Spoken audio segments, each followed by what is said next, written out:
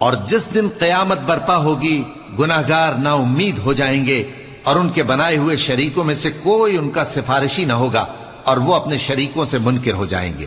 اور جس دن قیامت برپا ہوگی اس روز وہ الگ الگ فرقے ہو جائیں گے.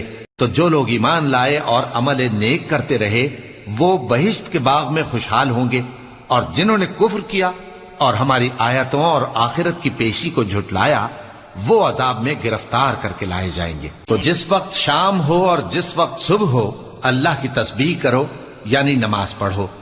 اور آسمانوں اور زمین میں اسی کی تعریف ہے.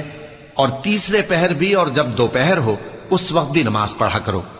وہی زندہ کو مردے سے نکالتا ہے اور وہی مردے کو زندہ سے نکالتا ہے، اور وہی زمین کو اس کے مرنے کے بعد زندہ کرتا ہے، اور اسی طرح تم دوبارہ زمین میں سے نکالے جاؤ گے.